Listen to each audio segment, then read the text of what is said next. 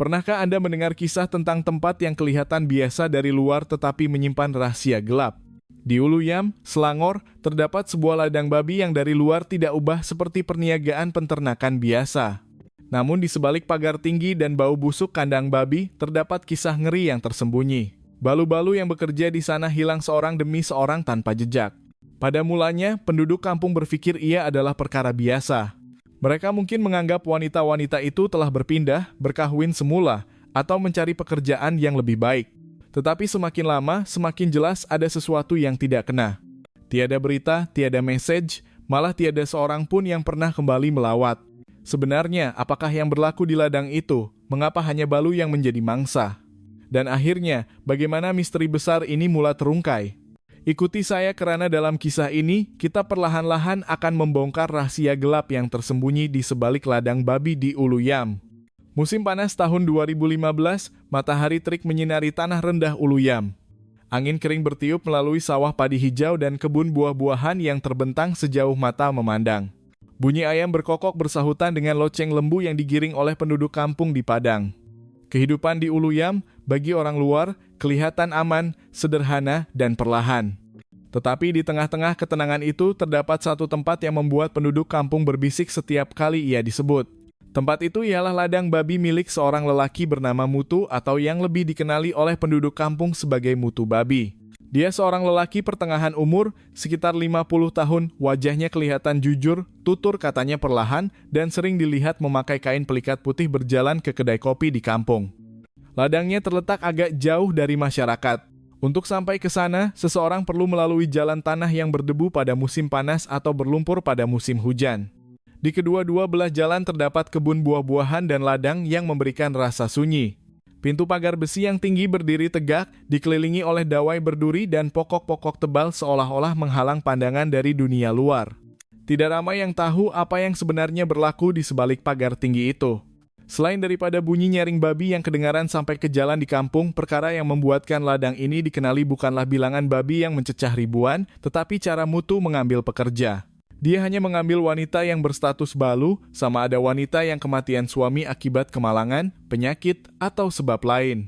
Kebanyakan mereka datang dari negeri yang jauh seperti Kedah, Kelantan, atau bahkan Sabah. Alasan yang pernah diberitahunya kepada penduduk kampung adalah mudah. Wanita-wanita ini kasihan, perlukan pekerjaan. Saya hanya mahu membantu mereka yang keseorangan dan perlukan tempat bergantung untuk meneruskan hidup. Pada mulanya, penduduk kampung menganggap ia adalah tindakan yang terpuji. Ramai yang merasakan Mutu berbeza daripada tauke lain. Sementara yang lain mencari pekerja muda dan kuat, dia menawarkan peluang kepada wanita malang yang tidak mempunyai tempat bergantung. Bagi balu-balu miskin, tawaran untuk bekerja di ladang ini seperti rahmat dari surga. Mereka mendapat tempat tinggal dan makanan serta gaji yang mencukupi untuk dihantar pulang kepada anak-anak atau ibu bapa di kampung. Tetapi apabila masa berlalu, bisikan mula kedengaran. Kak Tipah, penjual sayur-sayuran di pasar, sering melihat wajah-wajah baharu pekerja wanita yang datang untuk bekerja. Mereka sering kelihatan letih tetapi penuh dengan harapan. Tetapi yang peliknya, tidak lama kemudian, seorang demi seorang mereka tidak pernah dilihat lagi. Mungkin mereka mendapat pekerjaan yang lebih baik, kata seorang. Mungkin mereka pergi dengan suami baharu, jawab yang lain. Tetapi yang peliknya, tiada seorang pun yang kembali melawat atau menyapa penduduk kampung yang pernah mengenali mereka. Kejanggalan ini membuatkan sesetengah penduduk kampung berasa tidak selesa. Ladang itu besar tetapi suasananya entah kenapa menyeramkan, bisik seorang wanita di kedai kopi. Mutu itu nampak macam orang yang baik hati, suka membantu, tetapi kenapa pekerjanya hilang kerap sangat? Tanyanya sambil berkerut dahi. Di tengah-tengah syakwasangka itu, satu nama menjadi tumpuan, Salmah, seorang balu muda dari Kedah. Dia baru beberapa bulan bekerja di ladang itu. Pada mulanya, dia sering keluar membeli barang keperluan di kedai-kedai di kampung. Wajahnya sentiasa tersenyum ceria. Tetapi tiba-tiba, sejak beberapa minggu kebelakangan ini, dia tidak kelihatan lagi. Kak Tipah yang sering menjual sayur kepadanya berasa hairan.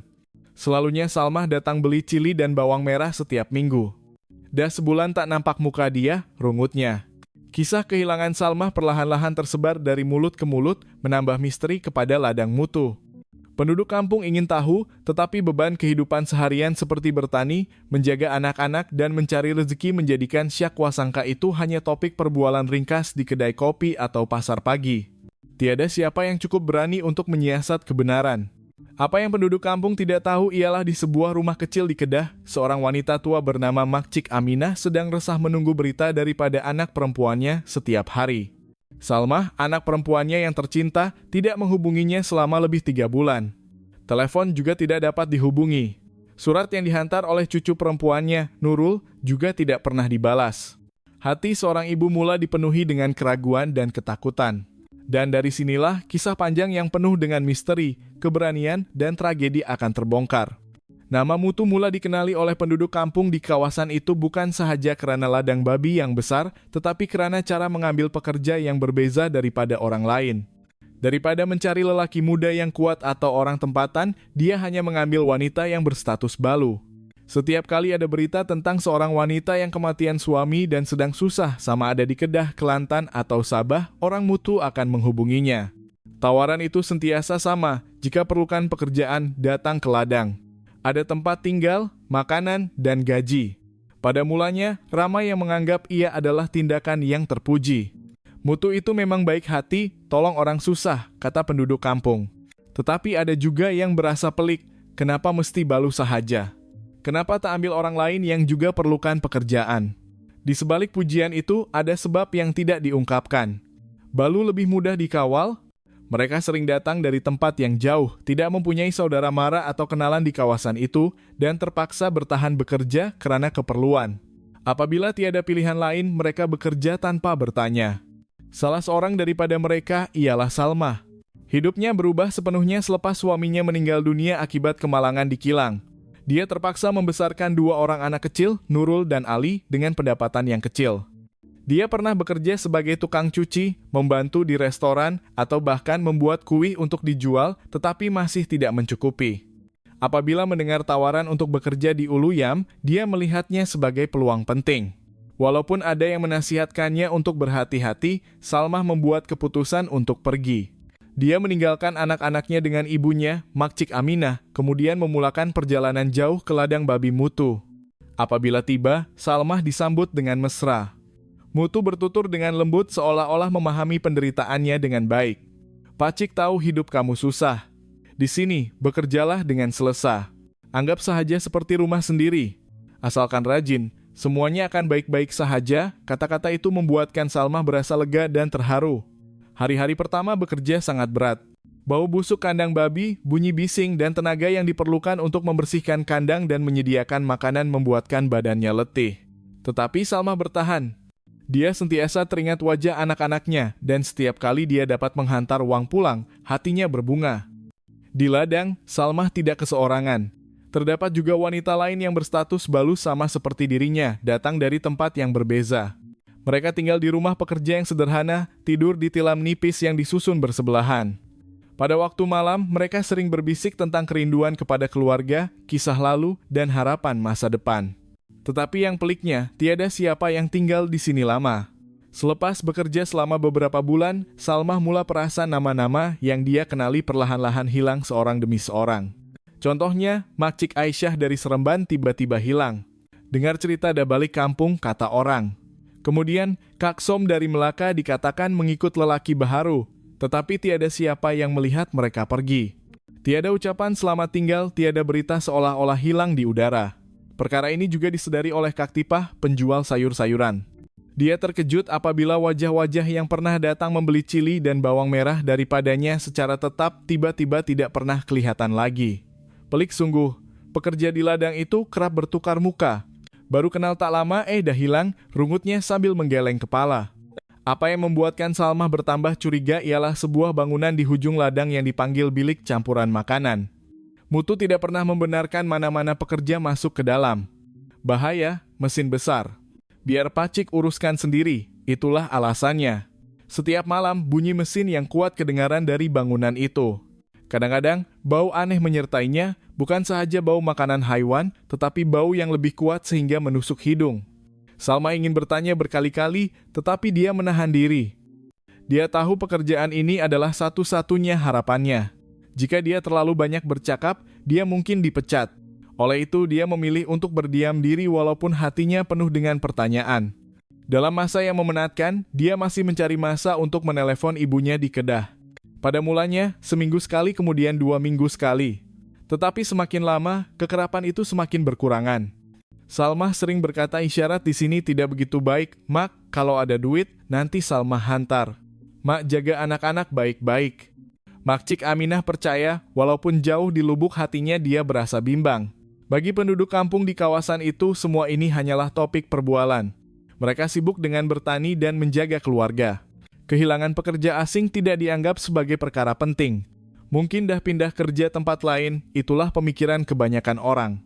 Tetapi di sebalik bisikan itu, rahasia gelap sedang bersembunyi dan Salmah tanpa disedari sedang berjalan jauh ke dalam lingkaran misteri berbahaya. Di Ulu Yam, perbualan penduduk kampung sering berlaku di kedai kopi atau pasar pagi. Topik perbualan kebanyakannya mengenai harga padi, cuaca, atau majelis keramaian. Tetapi sejak beberapa bulan kebelakangan ini ada satu topik yang sering dibangkitkan, ladang babi mutu. Pada mulanya, perbualan penuh dengan pujian. Memang bagus betul. Babi kat ladang dia makin banyak. Dengar cerita ada beribu-ribu ekor, kata seorang lelaki sambil menghirup kopi pahit. Seorang lagi menambah, betul-betul. Dengar kabar mutu baru beli mesin baru juga. Perniagaan maju betul. Semua orang mengangguk. Ada yang iri hati, ada yang bangga karena ada orang di kampung yang berjaya. Tetapi tidak lama kemudian nada pujian bertukar menjadi soalan. Penjual-penjual di pasar mula berbisik. Perasaan tak pekerja kat ladang tu kerap sangat bertukar muka, tanya seorang penjual. Betul juga. Mula-mula ada Aisyah, lepas tu Som. Sekarang Salmah, kejap jeda hilang semua, jawab seorang lagi dengan suara perlahan. Di antara penjual, Kak Tipah ialah orang yang paling kerap bercakap tentang perkara ini. Sebagai penjual runcit, dia sering lebih rapat dengan pekerja. Dia tahu siapa yang suka membeli cili banyak, siapa yang suka tawar-menawar. Atas sebab ini, dia ialah orang pertama yang perasan apabila wajah-wajah yang biasa itu tidak lagi kelihatan. Saya memang pelik sungguh, katanya di pasar pagi. Kalau nak balik kampung pun mesti nak ucap selamat tinggal atau tinggalkan pesanan apa-apa. Tapi ini hilang macam tu ya, macam tak pernah wujud. Kata-katanya membuatkan sesetengah orang berasa seram, tetapi ramai yang hanya tersenyum hambar. Penduduk kampung juga curiga, tetapi kebanyakan mereka memilih untuk tidak menghiraukan. Hidup pun dah susah, sawah kena jaga, lembu kerbau kena bela, anak kena hantar sekolah. Nah campur urusan orang luar yang datang lepas tu pergi, dianggap tak perlu. Jangan campur urusan orang lain nanti kena susah, kata seorang lelaki di kedai kopi. Walaupun begitu, syak wasangka masih ada. Kumpulan remaja mula menjadikan perkara ini sebagai bahan jenaka. Jangan jalan depan ladang malam-malam nanti kena culik dengan mutu, kata mereka bergurau. Ada juga yang bersumpah pernah melihat cahaya terang dari bilik campuran makanan pada tengah malam walaupun sepatutnya gelap gelita. Nama Salmah disebut lebih kerap. Sesetengah penduduk kampung masih ingat wajahnya, wanita dari Kedah yang sentiasa tersenyum dan menyapa semua orang. Dia sering keluar membeli bawang merah atau sayur di kedai. Tetapi dia sudah lama tidak kelihatan. Salmah tuh kemana? Masih kerja kat sana ke? Tanya seorang wanita. Tak tahulah, saya pun heran juga. Orang baik, sopan, tiba-tiba hilang, jawab Kak Tipah dengan riak bimbang. Syak wasangka semakin bertambah apabila bekas pekerja bernama Saleh kembali ke kampung. Dia pernah menjadi pekerja binaan di ladang itu, tetapi tidak bertahan lama. Dia berbisik kepada rakan lamanya, aku keluar sebab tak tahan. Setiap malam ada bunyi mesin kuat dari bilik campuran makanan. Bau pun pelik sampai sakit kepala. Lepas tu, tak ada siapapun boleh masuk kecuali mutu. Kisah Saleh perlahan-lahan tersebar dari mulut ke mulut. Bagi mereka yang sebelum ini tidak pasti, pengakuan ini seperti mencurah minyak ke dalam api. Tetapi seperti biasa, bisikan itu hanya berhenti dalam perbualan kecil. Tiada siapa yang berani membuat laporan polis. Semua orang masih berdiam diri walaupun syak wasangka dan ketakutan masih ada di dalam hati. Kak Tipah sering termenung setiap kali melalui jalan ke ladang. Dia teringat wajah wanita-wanita yang pernah dikenalinya seketika kemudian hilang tanpa jejak. Apa sebenarnya ada kat sebalik pagar tinggi itu? Rungutnya. Tetapi dia hanyalah seorang penjual, tiada kuasa apa-apa selain daripada mengingati dan bertanya. Penduduk kampung juga meneruskan kehidupan mereka. Sawah padi masih perlu dijaga, pasar masih sibuk setiap pagi. Tetapi di sebalik rutin seharian itu, bisikan tentang ladang mutu tidak pernah hilang seperti bayang-bayang hitam yang sentiasa mengikuti walaupun cahaya matahari menyinari Ulu Yam. Di sebuah rumah kecil di Kedah, seorang wanita tua bernama Makcik Aminah menjalani kehidupan seharian dengan hati yang tidak pernah tenang. Rumah itu, walaupun kecil, biasanya dipenuhi dengan suara cucu-cucunya, Nurul dan Ali. Tetapi sejak Salmah, anak perempuannya, pergi bekerja di Uluyam, rumah itu menjadi sunyi. Pada mulanya, Makcik Aminah masih boleh tersenyum. Salmah meneleponnya secara tetap, menceritakan tentang pekerjaan di ladang. Walaupun berat, dia sering menutup ayatnya dengan nada yang penuh dengan harapan. Tak apa, Mak. Asalkan Salmah boleh hantar duit balik. Mak jaga cucu-cucu baik-baik ya. Kata-kata itu membuatkan Makcik Aminah percaya bahwa keputusan Salmah itu betul. Tetapi apabila masa berlalu, telepon mula jarang berdering daripada seminggu sekali kepada sebulan sekali, sehingga akhirnya terputus hubungan selama lebih 3 bulan. Teleponnya juga tidak dapat dihubungi. Surat yang dihantar oleh Nurul yang melukis gambar bunga juga tidak pernah dibalas. Setiap kali cucu perempuannya bertanya, "Nenek, bila Mak nak balik?" hati Makcik Aminah seperti direnyuk. Dia coba menenangkan diri sendiri. Mungkin sibuk, mungkin tak ada isyarat. Tetapi setiap malam, firasat buruk menghantuinya. Dia terjaga di tengah malam, duduk melihat gambar keluarga di atas meja, air mata mengalir di pipi. Dia mengenali anak perempuannya dengan baik. Salmah bukan orang yang akan menghilangkan diri tanpa memberi kabar. Kebimbangan mendorong Makcik Aminah untuk melakukan sesuatu. Suatu pagi selepas menyediakan sarapan untuk cucu-cucunya, dia mengemas beberapa helai pakaian ke dalam beg kecil. Uang simpanan terakhirnya disimpan dengan baik. Dia meninggalkan Nurul dan Ali dengan jirannya yang boleh dipercayai, kemudian melangkah keluar dari rumah dengan hati yang berat menuju ke stesen bus. Perjalanan ke Uluyam sangat panjang.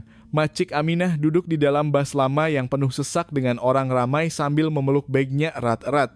Matanya kosong, pikiran penuh dengan pertanyaan. "Salmah, kamu kat mana sekarang? Sihat ke? Ma akan cari kamu sampai jumpa." Apabila turun dari bus di stesen bus, dia bertanya arah ke ladang babi mutu kepada orang ramai di situ. Tetapi tidak ramai yang tahu karena ia terletak jauh daripada kesibukan. Akhirnya, dia mengambil keputusan untuk menyewa motosikal untuk pergi melalui jalan tanah yang berdebu. Apabila tiba di hadapan pintu pagar besi yang tinggi, jantungnya berdegup kencang. Bau kandang babi sangat kuat. Bunyi babi bercampur dengan bunyi mesin dari dalam. Makcik Aminah terdiam seketika, kemudian mengetuk pintu dengan tangan yang menggigil. Tidak lama kemudian, seorang lelaki pertengahan umur muncul, wajahnya kelihatan baik, ada senyuman nipis. "Ada apa, Makcik?" tanyanya. Makcik Aminah menarik nafas dalam-dalam, kemudian berkata, "Saya Mak Salmah. Anak saya kerja kat sini. Dia dah lama tak hubungi rumah. Saya datang nak cari dia." Apabila mendengar itu, riak wajah lelaki itu berubah seketika sebelum kembali tenang seperti biasa. Dia ialah Mutu. Dengan nada lembut, dia menjawab, Salmah, dia dah tak kerja kat sini." Dia kata jumpa lelaki baik dari Kuala Lumpur. "Nak ajak kahwin, saya siap bagi duit tambang lagi." Ingatkan dia dah beritahu keluarga. Makcik Aminah terpegun.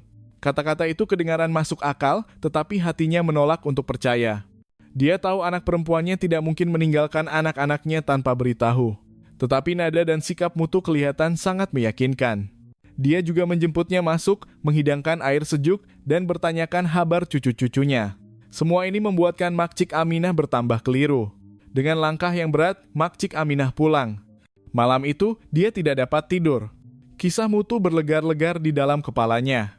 Tetapi nalurinya memberitahunya ada sesuatu yang disembunyikan.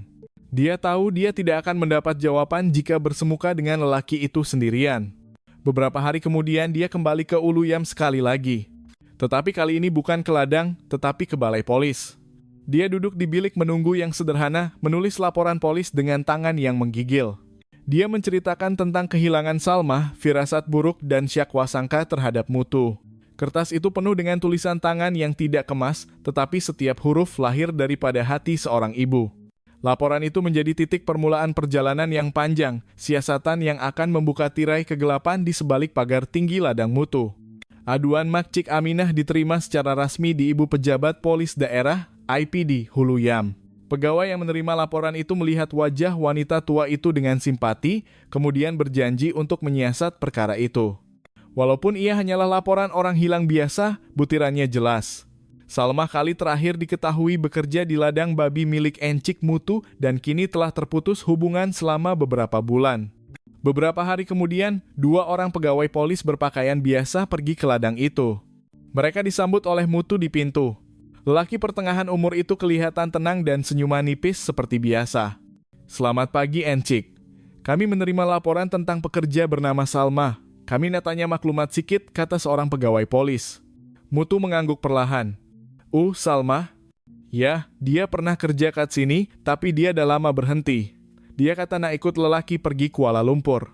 Dia ucap selamat tinggal baik-baik. Saya siap bagi duit tambang lagi.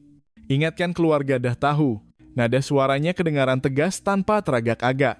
Polis meminta izin untuk melihat bilik tempat Salma pernah tinggal. Mutu menunjukkan ke arah rumah pekerja. Bilik itu kosong, hanya ada tilam nipis. "Setiap kali pekerja berhenti, kami akan membersihkan bilik," Mutu menjelaskan ringkas. Pemeriksaan diteruskan di sekeliling ladang. Di luar, semuanya kelihatan normal. Di kandang babi, pekerja sedang bekerja, bau busuk yang tersendiri. Tiada apa yang mencurigakan. Seorang pegawai polis bertanya, "Boleh tengok dokumen atau rekod tentang pekerja? Contohnya salinan kad pengenalan atau kontrak kerja?" Mutu menggeleng kepala. "Kami perniagaan kecil-kecilan, tak ada kontrak rasmi. Orang datang kerja lepas tu pergi. Semuanya ringkas." Jawaban itu kedengaran masuk akal di syarikat luar bandar yang jarang mementingkan dokumen. Selepas menghabiskan hampir sejam, polis pulang. Rekod mereka hanya mengandungi catatan ringkas. Individu tersebut pernah bekerja di tempat kejadian. Menurut keterangan pemilik, dia berhenti kira-kira 3 bulan lalu. Tiada harta pribadi ditemui. Tiada saksi yang melihat dia pergi secara langsung. Di balai polis, kes itu diklasifikasikan sebagai kehilangan sukarela yang bermaksud individu tersebut mungkin telah pergi mengikut kehendaknya sendiri tanpa memaklumkan keluarga. Bagi pegawai, perkara seperti ini kerap berlaku kepada pekerja asing yang datang dari kawasan terpencil. Apabila mendengar penjelasan itu, Makcik Aminah hampir tidak percaya. Dia dipanggil ke balai polis dan dimaklumkan bahwa siasatan akan ditangguhkan buat sementara waktu kerana tiada bukti jenayah. "Kami akan simpan kes Makcik. Kalau ada perkembangan baharu, kami akan teruskan serta-merta," kata seorang pegawai polis dengan nada rasmi. Makcik Aminah mengangguk, tetapi hatinya menolak. Dia tahu Salmah tidak mungkin meninggalkan 2 orang anak kecil tanpa memberitahu. Baginya, jawaban polis semakin menyakitkan hati. Malam itu, Makcik Aminah kembali ke bilik sewa kecilnya di Uluyam. Dia duduk terdiam melihat lantai, tangan yang menggigil memegang gambar Salmah dengan erat. Air mata mengalir tanpa suara, kekecewaan menggerogoti hati. Tetapi di sebalik perasaan itu, keazaman mula timbul. Jika mereka berpikir ini perkara biasa, saya tidak akan berhenti. Saya akan terus mencari. Di kampung sekitar ladang, berita kedatangan polis tersebar dengan cepat. Penduduk kampung berbisik bahwa pegawai sudah datang tetapi pulang dengan tangan kosong. Katipah menggeleng kepala dengan bimbang. "Kalau tengok dari luar, memang nampak normal, tapi saya percaya ada sesuatu yang tersembunyi." Penduduk kampung lain memilih untuk berdiam diri. Bagi mereka, Mutu masih seorang yang baik hati dan suka membantu balu yang susah. Tiada siapa yang berani membuat tuduhan tanpa bukti. Hari demi hari berlalu, kisah Makcik Aminah perlahan-lahan ditelan ke dalam file case lain. Tetapi bagi seorang ibu, masa tidak pernah menghapuskan kehilangan itu. Makcik Aminah terus tinggal di Uluyam, coba mencari maklumat walaupun sedikit sahaja. Walaupun siasatan awal berakhir tanpa apa-apa, cerita belum berakhir. Daripada keazaman seorang ibu, benih siasatan besar telah mula bercambah, siasatan yang akan membongkar sisi gelap yang tersembunyi di sebalik senyuman manis Mutu. Hari demi hari berlalu, tetapi Makcik Aminah tidak pernah berhenti. Setiap kali ada peluang, dia akan kembali ke balai polis Uluyam untuk bertanyakan perkembangan kes anak perempuannya. Jawaban yang diterima sentiasa sama. "Belum ada perkembangan, Makcik, sabar ya." Walaupun kecewa, dia tidak pernah berputus asa. Keazaman itu perlahan-lahan sampai ke peringkat negeri. Dalam laporan dalaman, dicatatkan bahwa seorang wanita tua sentiasa mengikuti kes kehilangan anak perempuannya. Perkara ini membuatkan ibu pejabat polis kontingen, IPK, Selangor mulai memberi perhatian. Di IPK, satu mesyuarat kecil diadakan. Superintenden Razak, seorang pegawai polis penyiasat yang berpengalaman, menerima file case nipis yang mengandungi laporan kehilangan Salmah. Dia membaca dengan teliti. Seorang balu muda yang kali terakhir bekerja di ladang Encik Mutu hilang tanpa jejak. Selain itu, terdapat catatan tentang pekerja wanita lain yang hilang dengan cara yang sama. Superintenden Razak berkerut dahi. Ramai wanita, semua balu dan hilang dengan cara yang sama. Ini bukan kebetulan, katanya. Dia tahu corak yang berlaku adalah petanda bahaya. Oleh itu, dia memutuskan untuk menubuhkan pasukan siasatan khas. Arahannya jelas, semak semua senarai yang pernah bekerja di ladang itu dari dahulu. Pergi berjumpa dengan keluarga mereka untuk mendapatkan maklumat secara langsung. Semak corak keuangan dan jejak kehidupan yang boleh dibuktikan. Beberapa orang pegawai polis muda dihantar ke negeri yang berbeza seperti Kedah, Kelantan, Sabah, sehingga ke Melaka. Mereka pergi ke rumah keluarga yang hilang dan hasilnya sangat mengerikan. Hampir setiap cerita adalah sama. Pada mulanya, pekerja akan menghantar uang pulang dengan kerap. Kemudian, mereka terputus hubungan. Alasan terakhir yang didengar juga sering serupa. Dengar cerita ikut lelaki baharu. Superintenden Razak semakin yakin ada sesuatu yang disembunyikan di sebalik ladang itu. Tetapi cabaran yang paling penting ialah masih tiada bukti fisikal. Tanpa itu, sukar untuk menuduh lelaki yang membina imej baik seperti Mutu. Sementara itu, Makcik Aminah masih berjuang. Walaupun menerima jawaban yang sama berulang kali, dia tidak pernah berputus asa. Keberaniannya membuatkan ramai pegawai polis muda mula menghormati wanita tua itu. Bagi mereka, air mata dan doa Makcik Aminah adalah alasan mengapa kes ini tidak boleh dibiarkan senyap. Suatu petang, selepas Makcik Aminah berjalan keluar dari balai polis, seorang pegawai datang mendekatinya secara senyap-senyap. "Makcik, jangan putus asa ya. Sekarang kes ini dah dapat perhatian daripada negeri. Ada pegawai tinggi yang jaga sendiri kes nih. Makcik banyakan berdoa ya." Kata-kata itu membuatkan hati Makcik Aminah sedikit berhar. Di bilik kerja pasukan penyiasatan khas, Superintenden Razak sedang mengumpulkan senarai 7 wanita yang hilang. Dia mencatat maklumat tentang tempat asal, tempo bekerja sehingga kali terakhir menghantar berita pulang. 7 senarai, 7 cerita, tetapi satu corak yang sama. Kita bukan bercakap tentang seorang sahaja. Ini mungkin case yang serius. Jika ada yang tidak kena, kita perlu berhati-hati, katanya. Pasukan mula bergerak secara senyap-senyap. Ada yang memeriksa akaun bank, ada yang mengawasi ladang dari jauh, dan ada yang coba mencari Saleh, bekas pekerja yang mungkin boleh memberi keterangan. Setiap cebisan maklumat menjadi kepingan teka-teki besar yang perlahan-lahan membentuk gambaran yang menakutkan. Sementara itu, di Uluyam, penduduk kampung masih berbisik. Mereka mendengar berita bahwa polis dari negeri sudah turun padang. Ada yang lega, ada yang takut, tetapi tiada siapa yang berani bercakap secara terbuka. Kak Tipah yang curiga sejak awal hanya boleh merungut, firasat saya tak salah. Mesti ada sesuatu yang tersembunyi. Pada waktu malam, Makcik Aminah menatap gambar Salmah sambil berdoa.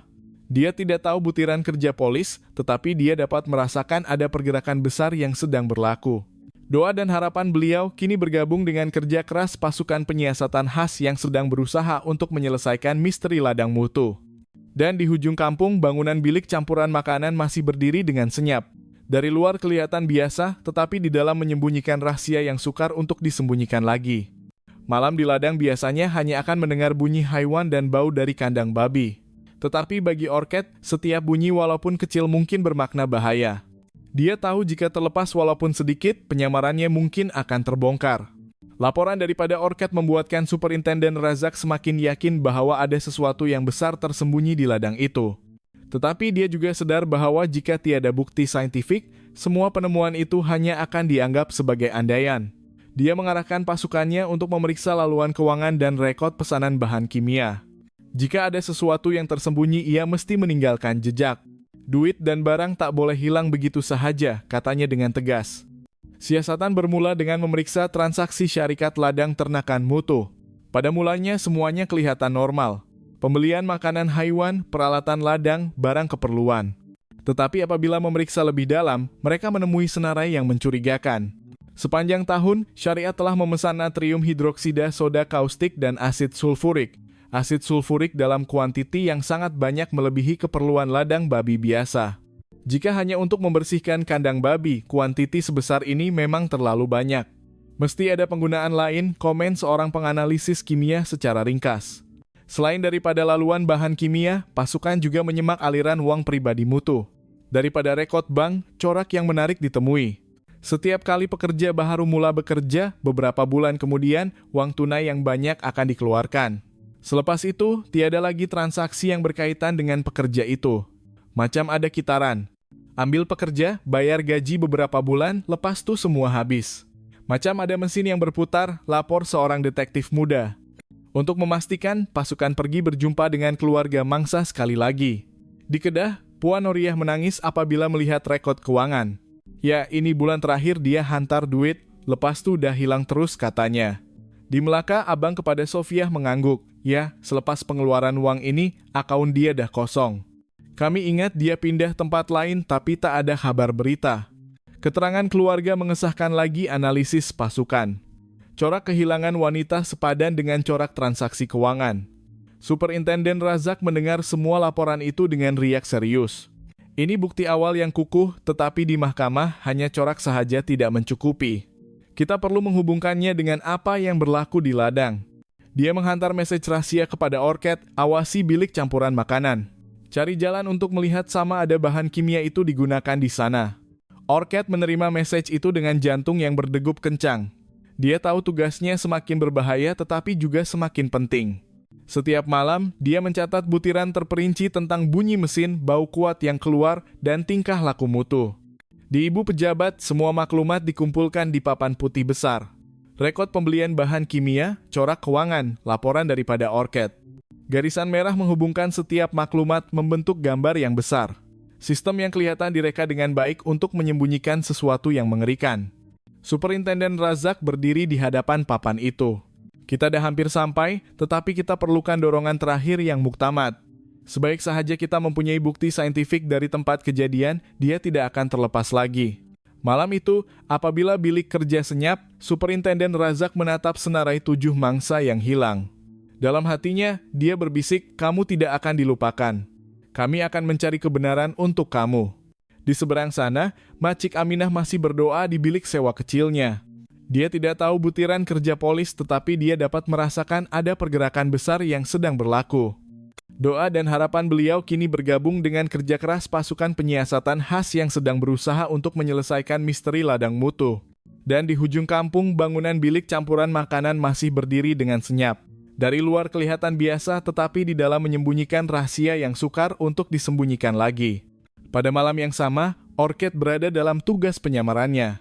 Pada siang hari, dia bekerja di ladang. Pada waktu petang, dia berpura-pura menjadi letih. Pada waktu malam, dia sentiasa berwaspada. Kadangkala, dia dapat merasakan pandangan mutu yang memandangnya dengan curiga. Seolah-olah dia mula tidak mempercayainya. Suatu petang, mutu datang mendekatinya, kamu nampak penat. Kalau rasa tak larat, beritahu saja, boleh cari orang lain ganti, katanya dengan suara yang rata. Orket menundukkan kepalanya. Tak apa, Pacik. Saya perlukan kerja ini untuk anak saya. Mutu menatapnya lama, kemudian tersenyum nipis. Baguslah. Bertahanlah kerja, tapi jangan buat yang pelik-pelik. Kata-kata itu kedengaran biasa, tetapi bagi Orket, ia seperti amaran yang tersembunyi. Oleh itu, dia semakin yakin bahwa masanya sudah semakin suntuk. Pada malam berikutnya, bunyi mesin dari bilik campuran makanan kedengaran lagi. Kali ini lebih kuat daripada biasa, malah ada bunyi hentakan seolah-olah barang berat jatuh. Orket mengumpulkan keberanian untuk melihat lebih dekat. Dari celah sempit, dia melihat cecair aneh mengalir di atas lantai sebelum mutu tergesa-gesa menyiram air untuk membersihkannya. Dia mengangkat kamera, coba mengambil gambar sebanyak mungkin. Walaupun gambar masih tidak jelas, dia dapat melihat cecair yang tidak normal. Apabila kembali ke bilik, Orket menulis laporan ringkas sekali lagi. Bunyi mesin lebih lama, ada bunyi hentakan. Nampak cecair aneh atas lantai lepas tu disiram. Di IPK Selangor, Superintenden Razak melihat papan yang penuh dengan garisan merah. Korak kehilangan pekerja, transaksi keuangan, pembelian bahan kimia, dan kini bukti gambar daripada Orket. Bahagian-bahagian yang berbeza mula membentuk gambaran yang lebih jelas. Tetapi dia sadar bahwa Orket semakin terdedah kepada bahaya. Kita tidak boleh berlengah lagi.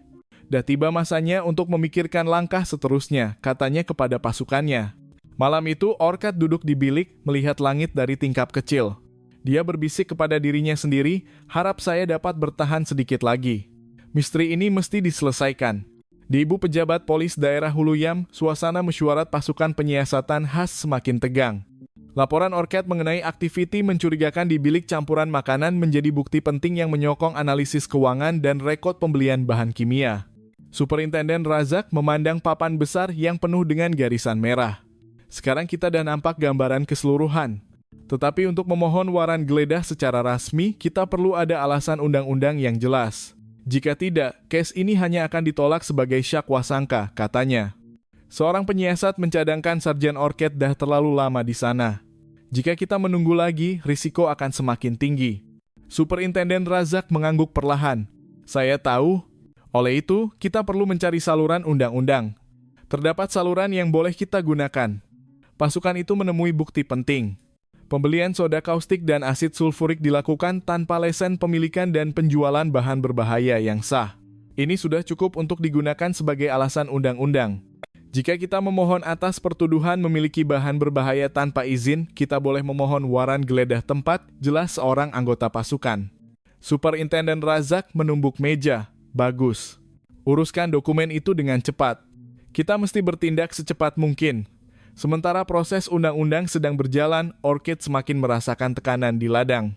Mutu mula memandangnya dengan pandangan yang penuh dengan syakwa sangka. Setiap tindakannya seperti diawasi. Suatu petang, Mutu datang mendekatinya. Orchid, katanya dengan suara yang rata. Kamu udah berapa lama kerja di sini? Orchid menundukkan kepalanya. Hampir 2 bulan, Pak Cik. Rajin juga. Tapi saya tak suka orang yang menyibuk. Orchid menjawab dengan cepat, saya hanya bekerja. Saya tak pernah campur urusan orang. Mutu tersenyum nipis, kemudian berlalu pergi.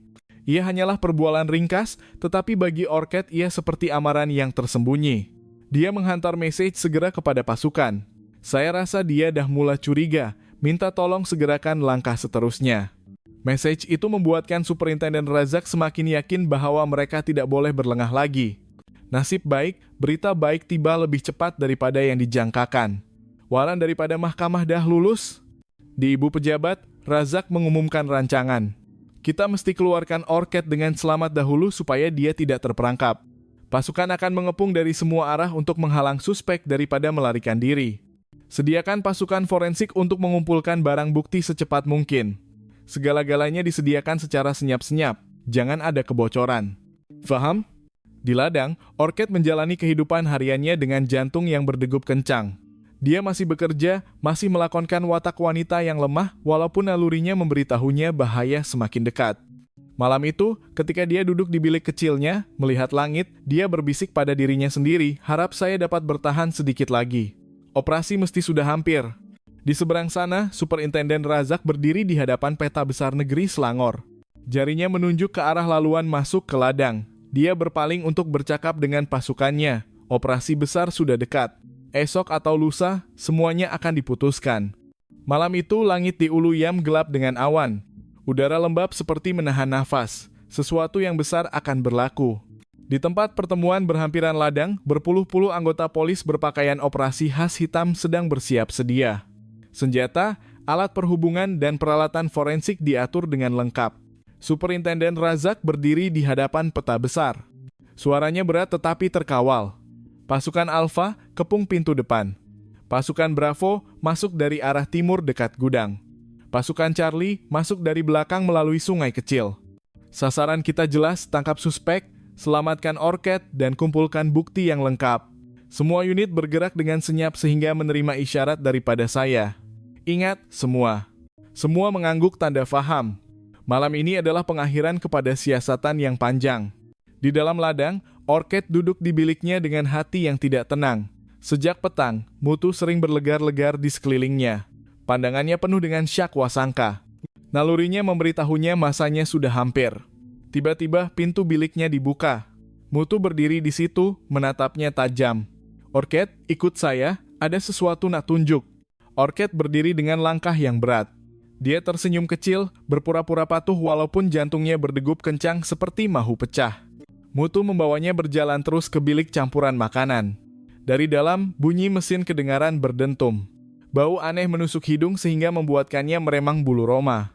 Di luar, pasukan polis perlahan-lahan merayap dalam kegelapan. Di alat perhubungan, suara berdesir perlahan. Semua pasukan bersedia menunggu isyarat.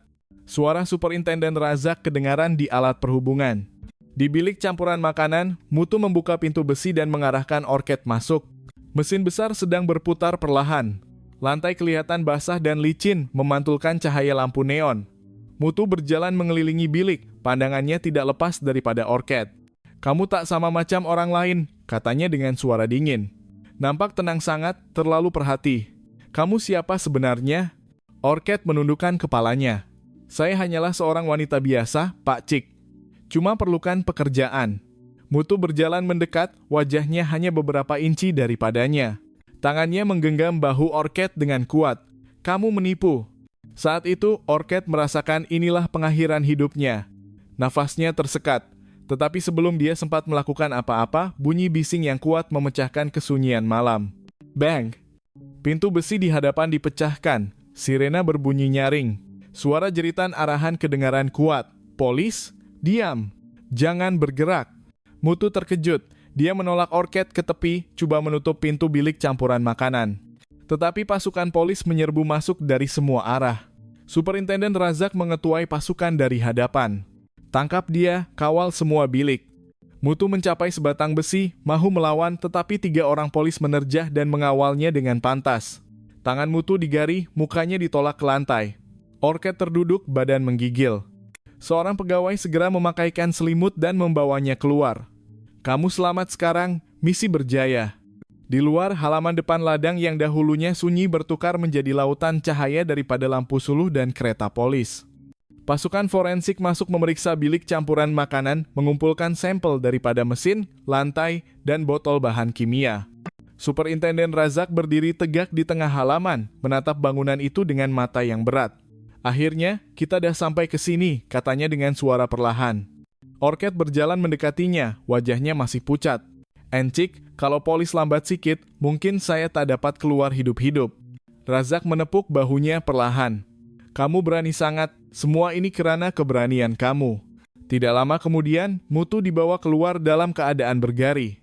Wajahnya tenang tetapi matanya penuh dengan kebencian. Dia memandang Orchid sekilas. Pandangan itu tajam seperti ancaman terakhir. Tetapi kali ini, dia sudah tidak berdaya lagi. Malam itu, ladang yang selama ini tertutup dibuka. Rahasia yang disembunyikan oleh Mutu kini berada di tangan polis. Dan Orchid yang hampir mengorbankan nyawanya, akhirnya dapat menarik nafas lega buat pertama kali sejak menjejakkan kaki ke tempat ini. Malam serbuan berakhir, tetapi kerja yang sebenarnya baru saja bermula. Sebaik sahaja ladang dikawal, pasukan forensik mula bertindak. Mereka memakai sut perlindungan, memasang lampu sorot, dan merakam setiap sudut.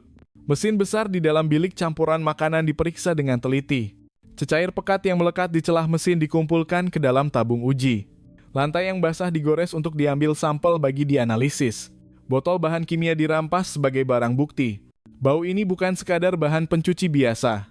Keputusan dari Makmal akan mengesahkan segalanya, bisik seorang pegawai forensik. Di luar, Orchid duduk berselimut dikelilingi oleh polis wanita. Wajahnya masih pucat tetapi matanya memancarkan kelegaan. Superintenden Razak berjalan mendekatinya, menundukkan kepalanya sedikit. Kamu melakukan tugas yang sangat besar. Sekarang, biarkan ia menjadi tugas kami. Mutu dibawa menaiki kereta tahanan. Wajahnya rata tetapi matanya masih tegar, seolah-olah masih tidak mau menyerah kalah. Keesokan harinya, di Makmal Forensik, keputusan analisis keluar. Cecair yang ditemui pada mesin mengandungi kesan biologi yang tercemar dengan bahan kimia yang kuat. Botol yang dirampas adalah soda kaustik dan asid sulfurik dalam kuantiti yang jauh melebihi keperluan ladang ternakan. Pakar menjelaskan bahan ini boleh digunakan untuk melarutkan tisu. Kuantiti yang ditemui terlalu banyak untuk digunakan hanya untuk kebersihan. Selain itu, daripada kesan di lantai bilik campuran makanan, mereka juga dapat mengesan jejak DNA yang berbeza. Walaupun rosak teruk akibat bahan kimia, ia cukup untuk menunjukkan bahwa terdapat lebih daripada seorang berada di sana. Superintenden Razak menghela nafas panjang. Inilah bukti yang kita cari, bukti saintifik tak boleh disangkal. Dengan bukti ini, pasukan membawa Mutu ke bilik soal siasat. Bilik itu ringkas, hanya ada meja kayu, 2 kerusi, dan lampu neon yang tergantung. 2 orang detektif senior berjalan masuk. Salah seorang daripadanya ialah Superintenden Razak. Dia membuka veil dan menatap wajah Mutu. Encik Mutu, kamu ditangkap atas pertuduhan memiliki bahan berbahaya dan disyaki terlibat dengan kehilangan pekerja wanita. Adakah kamu mau menjelaskan apa-apa? Mutu tersenyum nipis. Saya hanyalah seorang peternak babi. Semua yang saya lakukan adalah untuk menjaga kebersihan ladang. Detektif seorang lagi meletakkan gambar botol bahan kimia di atas meja. Kalau untuk kebersihan, kenapa kuantiti bahan kimia terlalu banyak, lebih banyak daripada yang digunakan di hospital? Mutu terdiam seketika, tetapi sebelum menjawab dia berkata dengan suara yang rata, "Saya suka semua bersih dan steril." Superintenden Razak tidak tergesa-gesa. Dia mengeluarkan gambar lain, pakaian dan barang kemas murah yang ditemui di gudang. Ini juga untuk kebersihan. Air muka Mutu berubah sedikit, tetapi dia mengawal dirinya dengan cepat. Itu adalah milik pekerja yang keluar tanpa memberitahu. Saya simpan, kalau mereka datang ambil balik. Razak mendekatkan dirinya. Kenapa tiada seorang pun yang kembali? Kenapa tiada seorang pun yang menghantar berita kepada keluarga? Kesunyian meliputi bilik. Akhirnya, Superintenden Razak mengeluarkan laporan forensik. Jejak DNA dalam bilik campuran makanan tak boleh dinafikan. Ada lebih daripada seorang. Kami akan membandingkannya dengan keluarga mangsa. Kalau sama, kamu tak boleh terlepas lagi. Ini adalah kali pertama wajah Mutu menunjukkan kebimbangan. Tangan yang digari menggenggam erat di atas meja. Semua ini untuk apa? Dia merungut dengan suara yang perlahan. Kamu semua takkan faham. Razak membalas dengan tegas, kalau macam tuh, buktikan. Ceritakan apa yang berlaku sebenarnya. Mutu terdiam, matanya kosong, seolah-olah sedang berperang dengan pikirannya. Masa berlalu, hanya suara jarum jam yang berdetik. Di luar bilik soal siasat, Orchid duduk menunggu bersama polis wanita. Walaupun sudah selamat, gambaran kejadian malam tadi masih menghantuinya. Dia menutup mata, mendengar tapak kaki dan suara perbualan dari sebalik pintu. Seorang detektif muda berjalan menghampirinya. Sumbangan kamu sangat bermakna. Kalau tak ada kamu, kami mungkin tak sampai ke tahap ini. Orchid mengangguk perlahan. Dia tahu perjuangan masih belum selesai. Masih ada keluarga mangsa yang menunggu jawaban. Petang itu, Superintenden Razak berjalan keluar dari bilik soal siasat. Wajahnya letih tetapi matanya penuh dengan azam.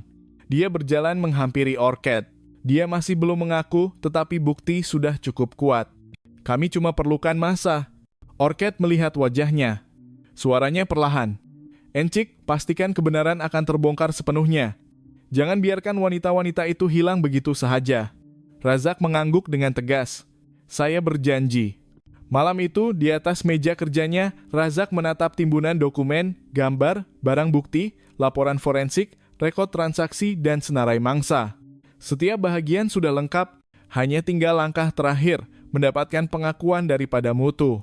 Dan dia tahu peperangan psikologi di bilik soal siasat baru saja bermula. Malam itu, bilik soal siasat kembali sunyi. Cahaya neon menyinari wajah Mutu yang pucat. Dia duduk menunduk, jari tangannya memantulkan cahaya berkilauan. Superintenden Razak berjalan masuk perlahan-lahan bersama file dokumen. Dia tidak berkata apa-apa pada mulanya, hanya duduk dan menatap wajah Mutu. Dalam kesunyian, masa berlalu, sehingga akhirnya Mutu menghela nafas panjang. Kenapa kamu nak penatkan diri? Semuanya sudah berlaku, katanya dengan suara perlahan. Superintenden Razak masih tenang, karena kebenaran mesti terungkap. Keluarga mereka menunggu jawaban. Kenapa mereka tidak pernah kembali ke rumah? Mutu menutup matanya. Bahunya terhinjut. Saya tidak pernah mempercayai wanita sejak istri saya tinggalkan saya, katanya dengan suara serak. Dia tinggalkan saya untuk lelaki lain. Sejak itu, saya rasa semua wanita sama saja pengkhianat. Semasa mereka datang bekerja di ladang, saya berpura-pura baik, beri tempat tinggal, beri makan, beri gaji. Tetapi di dalam hati saya merancang sesuatu yang lain. Suaranya serak tetapi jelas. Setiap perkataan seperti pisau yang menikam udara. Pada mulanya, saya hanya mahu menakutkan mereka. Tetapi apabila ada yang coba melarikan diri, saya tidak boleh terima. Saya rasa saya perlu menghukum mereka. Dan selepas orang pertama, saya tidak boleh berhenti. Semakin ramai orang hilang, semakin mudah untuk saya menutupnya. Superintenden Razak merenung dengan tajam. Dan kamu pikir ia dapat membalas dendam atas kesakitan kamu? Mutu ketawa pendek dengan pahit. Tidak. Ia tidak pernah menyembuhkan apa-apa.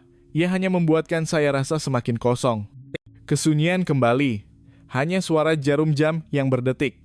Akhirnya, Razak membuka file, mengeluarkan gambar barang bukti dan menunjukkan kepadanya. Semua bukti ini sudah cukup untuk menghukum kamu. Tetapi saya mahu mendengarnya daripada mulut kamu sendiri. Kenapa kamu memilih mereka, balu-balu yang lemah? Mutu menundukkan kepalanya. Karena saya tahu mereka mudah diperdaya. Tiada siapa yang akan mengesyaki jika mereka hilang. Dunia ini terlalu sibuk untuk mengambil berat tentang orang lain. Saya pikir mereka akan hilang tanpa jejak, tetapi saya salah. Masih ada yang mengambil berat, masih ada yang berani melawan. Dia berpaling sekilas, seolah-olah mengingati Orchid, orang yang terselamat. Matanya kelihatan suram, seolah-olah kehilangan sesuatu yang tidak pernah dimilikinya. Superintenden Razak berdiri. Pengakuan kamu akan direkodkan. Tetapi ingat, undang-undang tetap undang-undang. Tiada alasan, tiada luka di masa lalu yang boleh dijadikan alasan untuk apa yang kamu lakukan. Mutu tidak membantah. Dia duduk tenang, seolah-olah kehilangan semua tenaga. Keesokan harinya, berita penangkapan Mutu tersebar di seluruh Uluyam.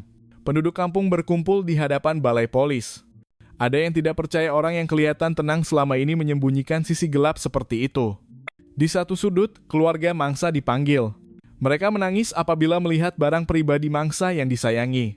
Walaupun luka di hati tidak akan pernah sembuh, akhirnya mereka mendapat tahu kebenaran. Orchid berdiri di tengah-tengah mereka, matanya merah. Dia merasakan kelegaan dan kesedihan pada masa yang sama. Semua perjuangannya telah membuahkan hasil, walaupun kebenaran itu sangat pahit. Superintenden Razak berjalan menghampirinya. Kamu telah melakukan tugas yang sangat berat. Jika tidak karena keberanian kamu, semua ini mungkin tidak akan terbongkar. Orchid mengangguk perlahan. Saya cuma berharap tiada wanita lain yang perlu menghadapi perkara seperti ini lagi. Hari itu berakhir dengan pengajaran moral yang bergema dalam hati semua orang. Jenayah boleh bersembunyi di sebalik wajah yang paling mesra. Luka di hati jika dibiarkan boleh bertukar menjadi kebencian yang dahsyat, dan kebenaran hanya akan muncul jika ada keberanian untuk bangkit. Pada akhir sidang akhbar rasmi, Superintenden Razak melihat terus ke arah kamera dan berkata dengan suara yang berat, "Kes ini mengajar kita semua tentang pentingnya mengambil berat tentang orang di sekeliling kita, berwaspada, dan menjaga satu sama lain. Jangan biarkan jenayah berkembang dalam kesunyian. Marilah kita bersama-sama menjaga keluarga, jiran, dan orang di sekeliling kita karena kadang-kadang perhatian kecil sahaja boleh menyelamatkan nyawa orang lain." Dan dengan itu, kisah gelap ladang ternakan di Uluyam telah berakhir. Tragedi yang meninggalkan luka tetapi juga memberikan pengajaran berharga kepada semua. Epilog.